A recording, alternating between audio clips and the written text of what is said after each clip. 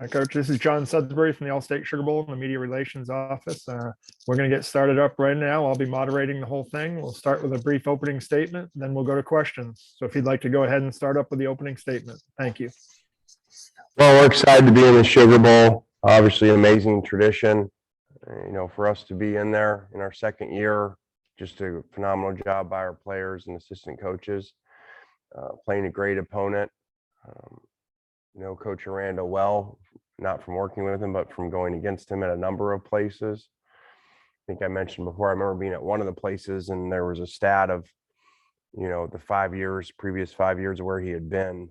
They had the best average per run allowed in the country, combined over the 5 years. So they've always played great wherever he's been, and you can see how hard they play and give people a lot of problems. So it's an exciting matchup. Obviously, COVID's still around and has been an issue, that we're dealing with. And we pushed back as far as we could from going down there, as long as we could, just from getting out of, our protocols here, which are easier to follow. So we will be there eventually. Thank you very much. We'll now go to questions. We'll start with Michael Katz from the Northeast Mississippi Daily Journal. Michael? Hey, Lane, can you hear me? Yep. Just in terms of adjusting sort of on the fly to all the COVID protocols, how has all this kind of changed the way that you guys have prepped over the last few days, and I guess how kids kind of went home for vacation and whatnot? Yeah, we just got back last night, so we practiced this morning. That would have been no different. We came back at the same time as if we were going to New Orleans, so we would have been in New Orleans last night, practicing there this morning, just like we did. So none of the prep part has changed. We're just doing our stuff here instead of there.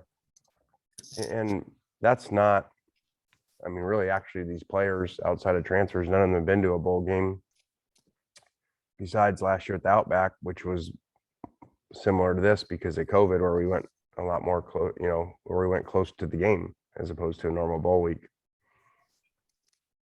Our next question is from John Sokoloff from WCBI TV in Columbus.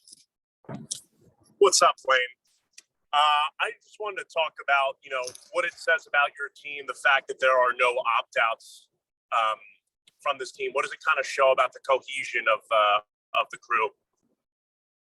I think it's awesome, especially we didn't have a conversation. It's not like someone came in wavering and we had to talk them out of it or go over the pros and cons. I think it says a lot about this team. I think it says the culture that's been created here. And, I think improvement from year one to year two also, when you look at that. And it takes a while for your culture to, set in. So that was really cool to see, to not have to deal with that. We'll next go to Ted Lewis from the New Orleans Times-Picayune. Ted, be sure to unmute. Lane, hi. Two questions for you. First, what can you say about the Caden Costas situation and Ole Miss's support for him in his appeal? And secondly, when you see all the other bowl games, or some of them having trouble, teams having opt out, and yet in other cases, the other big New Year's Six games, teams are coming in as scheduled. What went into your thinking that this would be the best thing to do is delay your coming down as soon as possible, as late as possible? Yeah, ideally from a COVID standpoint, we would come in like a road game, the night before, because that's just think about it. Why are you going to go somewhere early, have your kids walking around a different city, around different people, picture a week of walking around Bourbon Street and everything. I don't think that's really, up there high on COVID protocol. So we stayed as long as they would let us, actually, because of that. So it's a lot easier to monitor kids, have them here where they're used to. There's not a lot of stuff around here with school being out also. So there's not a lot of places for them to go and things. we really, were already scheduled to leave when this came about, where they allowed us, actually literally as people were leaving here before the break, is when they came out and said, with allowing us not to have to go as scheduled for teams. We were already going. Had that been a day or two early, we may have changed even the Christmas part and not let these kids go home for Christmas like I think Michigan did. So I know it's not ideal for them, but you want to do that, or do you want to go have fun for a week and have players get COVID and they can't play, or we can't even play the game? Next, we'll go to Nick Suss from the Clarion Ledger.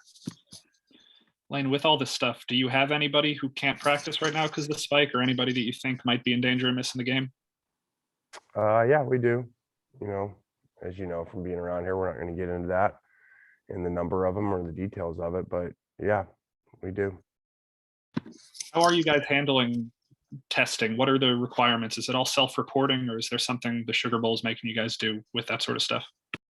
Yeah, I'm not getting into all that.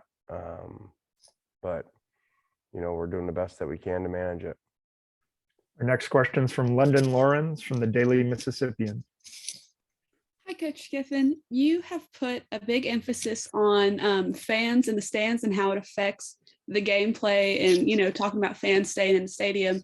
What are you looking for out of the fans down in New Orleans? What are you expecting from the fans? Well, I hope to show up. I think you never know, especially in COVID, what's going to happen, and how many, even the ones at bottom, do they keep them? Do they have COVID issues in family? Do they sell them? So I don't think we're going to have any idea, about which side has more fans and how many actual fans are there, being a neutral site game and with all the COVID stuff going on. Next, we'll go to Jude Papillon from the Tulane Hullabaloo. Coach Kiffin, what does being invited to the Sugar Bowl say about the progress that you guys have made over the past few seasons? Like I said in the opening, it says a lot about our players, that in 2 short seasons, with COVID shortening the first one and no spring that year, to be in the Sugar Bowl. And crazy enough, someone said the other day, what if you would have played good versus Auburn? I don't even know if it's even allowed. Are there 3 SEC teams in the playoffs? Because we're sitting there at 11-1. I don't even know that rule. So I'm sure you guys do. So that's crazy to think that you're even that close, to that level in year 2. Just speaks a ton of the players and their performance. We'll go back to Michael Katz for a follow-up question. Obviously a lot of stuff behind the scenes in terms of COVID testing and all that stuff throughout the year, but for the most part, this season kind of went unimpeded. Is there a frustration factor from you or your players or anyone that this is all kind of starting to happen right now at the very end of a season that for the most part kind of went about as well as it could have? I think they've trained. They've got 2 years of hearing, worrying about what you can control, and they certainly can't control COVID, whether that's changing games or how early you go to games and stuff like that. So we worry about what we control, and I think they've started to understand that, and this would fall into that. We have a follow-up from Ted Lewis from the Times-Picayune. Yes. Lane, I asked you earlier about Caden Costa. You didn't answer that. What happened with him, do you believe? And can you talk about his appeal and where things stand with that? Well, we hope his appeal obviously comes through and that he's back. I can't, with HIPAA, I can't get into anything more than that. We do have time for a few more questions for Coach Kiffin. Once again, please use the raise your hand function, which is probably under reactions at the bottom of your screen.